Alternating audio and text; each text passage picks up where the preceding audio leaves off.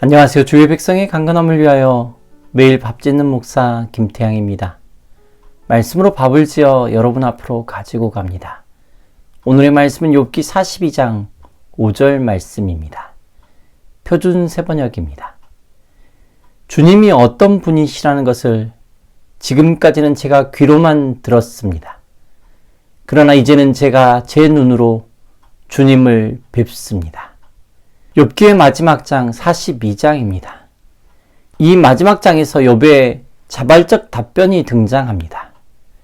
이곳에서 욥의 자발적 답변이라고 표현하는 이유는 먼저 욥기 40장 1절 말씀에서 하나님이 말씀하시고 욥의 첫 번째 답변이 등장하는데 그 등장에서는 하나님이 욥의 답변을 요청하는 내용이 나오기 때문입니다.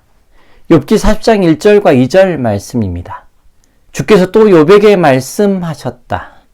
전능한 하나님과 다투는 욥아, 내가 나를 꾸짖을 셈이냐? 내가 나를 비난하니 어디 나에게 대답해 보아라. 이렇게 대답을 요청하시는 하나님께 욥이 답변을 합니다. 자발적 대답이 아니었습니다. 3절 말씀입니다. 그때 욥이 주께 대답하였다. 그런데 욥기 42장에서는 하나님의 질문에 대한 욥의 답변이 아니라 욥이 자발적으로 하는 답변입니다. 42장 1절 말씀입니다. 욥이 주께 대답하였다. 솔직하게 그동안 욥이 제기한 문제가 완벽하게 해소된 상황은 아닙니다. 그리고 아직도 욥의 상황에 대한 여러 가지 질문이 남아 있습니다. 욥이 회복된다고 하더라도 욥에게 있었던 고통스러운 일들이 다 해소가 되어질까?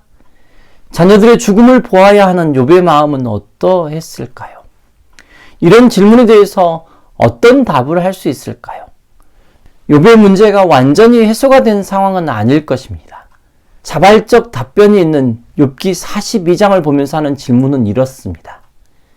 자발적 대답을 하고 있는 욥에게 해소되지 않는 질문이 걸림돌처럼 남아있냐는 것입니다.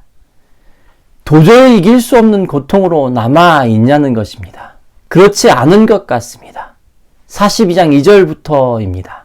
아주 분명하게 읽어갈 필요가 있습니다. 주께서는 못하신 일이 없으시다는 것을 이제 저는 알았습니다. 주님의 계획은 어김없이 이루어진다는 것도 저는 깨달았습니다. 무슨 이야기입니까? 하나님 앞에 자신이 누구인지 알았다는 것 아닙니까? 주님의 손에 있기에 나의 삶에 일어난 일이 하나도 의미 없는 일이 없다는 고백 아닙니까? 이전에는 몰랐는데 이제 새롭게 알게 되었다는 고백이기도 합니다. 하나님은 하나님이십니다 라는 고백입니다. 5절부터입니다.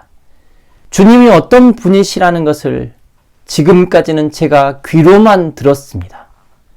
그러나 이제는 제가 제 눈으로 주님을 뵙습니다. 그러므로 저는 제 주장을 거두어 드리고 티끌과 잿더미 위에 앉아서 회개합니다. 이 시간 다 함께 기도하겠습니다. 하나님의 하나님 되심을 저의 저됨을 알게 해주셔서 감사합니다.